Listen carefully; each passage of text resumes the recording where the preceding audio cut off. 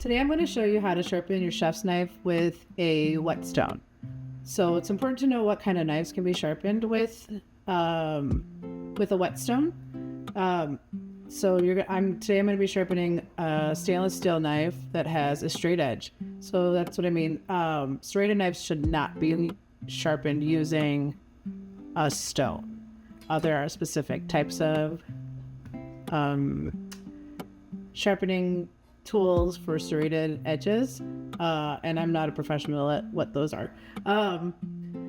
So today I'm going to show you using my whetstone. So I've been soaking my whetstone in water. There are stones that use oil, but the one I have uses water. So it's been soaking in the case that it's stored in with just some water for at least 10 minutes. And this just allows the stone to absorb water for the ease of sharpening. So I have this base here that came with my Japanese stone. Another note is this stone I have here has a two-sided stone that has 800 and 6,000 grit. So what that means is the 800, the lower the grit, the coarser your surface will be for sharpening. So the coarser surface will take more of the edge off. So that's like if you're thinking about sandpaper, more coarse sandpaper will scrape more of whatever surface you wanted to scrape off. So the higher 6,000 is more for polishing and putting a fine touch on your edge. So stone I have here looks like this. So here is the 800 side and here is the 6,000 side. So I've had this stone for a little while, so it doesn't look brand new, but that's okay. And you want to make sure it's stable. So if you can see, it's kind of wobbly here. So I'm just going to wet some paper towel and just create a more stable surface so it doesn't slide around. Okay. So why do we want a sharp knife? Sharp knives are good because they make your cutting a lot easier. They take pressure off of your hand. They also just create nicer looking an end result. Also, if you do happen to cut yourself, which is obviously nobody wants to do, but if you do happen to cut yourself, it's a lot better to cut yourself with a sharp knife than it is a dull knife. Why is that? Because a sharper knife will create a cleaner cut, whereas a dull knife might kind of tear and kind of rip open more surface. Anyway, and that kind of goes for your food as well, but if you're thinking about that, that's why a lot of people say that a sharper knife is safer than a dull knife. So it may be a little bit daunting to sharpen your knife, and there are places that you can get your knife sharpened. But if you have the time to do it at home and you want to improve your skills, I'm going to show you how to do that. So, okay. So there's a couple things that we need to keep in mind. Okay. So each knife has two sides. You're basically, although it's really hard to see, the blade comes to a V.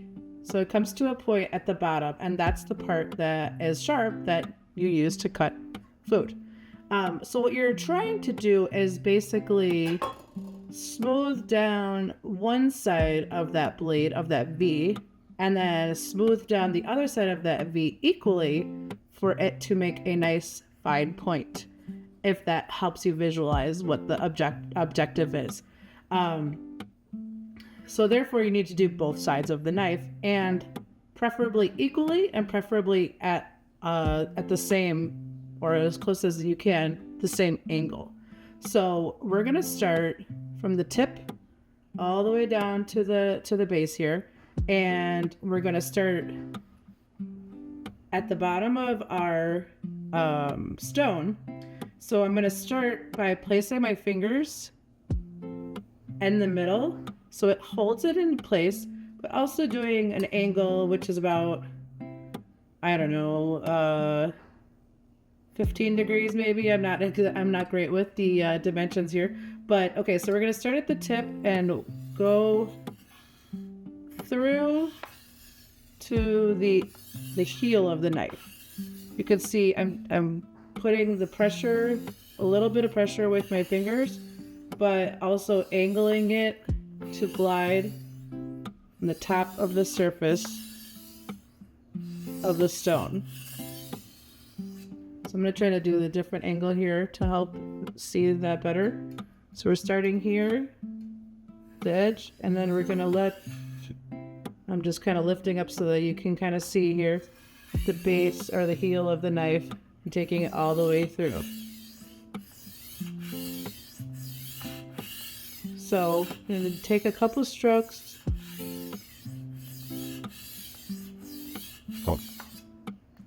So then you'll start to see a little bit of buildup on your knife there. That's like basically part of the stone and pieces of the shaved metal that are coming off of your knife.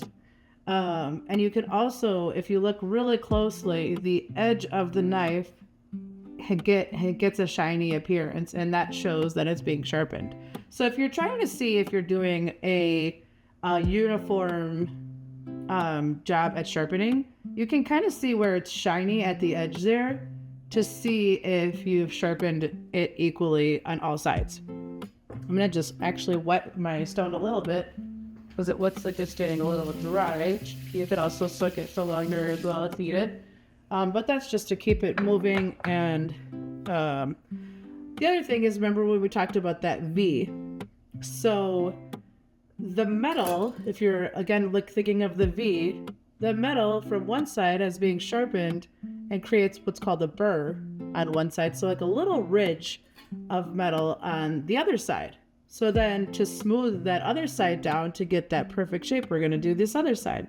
So we're going to start same thing, putting a little bit of pressure, and then taking your knife, start from the bottom, make it consistent with what we did the first time. Take it from the top to the heel and moving it along that stone. Trying to keep that same angle and that same amount of pressure. Not that you're pushing it down with force, but just kind of holding it in place with pressure and gliding it from the top to the bottom. Yeah. So then you can use your fingers to feel if there's that burr, to see if there's a part of the knife that has a sharp part that sticks out that you need to smooth out and maybe isn't quite right. So you use your fingers and you see if there's a certain specific area that needs a little more smoothing down. You're carefully basically pinching, pulling down to see if there's any part that's sticking out that's a ridge that needs to be smoothed down. So once you get the motion down and you get that pressure the right way and the angle consistent, you're gonna be able to move faster. So you're gonna go up and down, up and down, and up and down. And it depends on how much sharpening your knife needs. Depends on how frequently you sharpen it, what type of metal your knife is. Like, is it a thinner blade? A lot of those Japanese knives have a thin blade, whereas the German knives tend to have a thicker metal and thicker blade. So those might take a little while longer to get a sharper edge, but they also might hold the edge longer because of the metal, the thicker metal. Same like that's for the Japanese knives. The thinner metal might be quicker to sharpen, but might not hold the edge as long. So you might have to do it more frequently. So that's what I like with Japanese. I mean, maybe that's why there's the stone that I have is Japanese, maybe because they're typically Japanese knives are thinner and need to be sharpened. I'm not sure about that, but yeah. So once you get to a place where you feel like it's, gotten sharp, you can test it out, clean off your knife and you cut a tomato or something that's tricky to cut that you would want a sharp knife for, or a vegetable of any kind really. But yeah, you could see then like how well it was sharpened.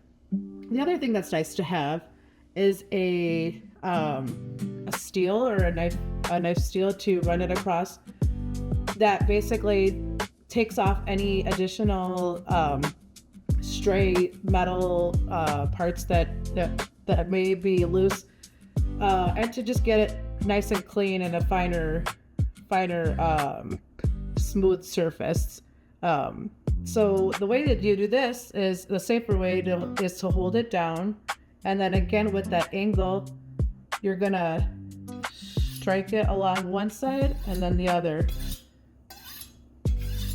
going from the heel to the tip and bringing it all the way down. You're doing that kind of motion, and then as you get quicker, you get the groove of it, and you can look like a professional chef. So yeah, say that you could do that at the end to get any extra stray pieces off. This side too, after you do the coarser side, you can use the finer side to just put a finer smooth edge on your knife. And you can do this not only with a chef's knife, but with any type of knife that has a smooth edge, boning knife or a paring knife even, same technique applies. You're gonna hold it at that angle that you're comfortable with, that the blade can get that blade part can make contact basically with the stone, and you're allowed, you hold the pressure there with your fingers, a slight pressure to keep it in place, and you move the blade all the way across the stone so each part gets touches exactly where it needs to get that equal sharpening throughout the whole knife. And that's it. Catch me next time for my next tips and techniques. See you next time.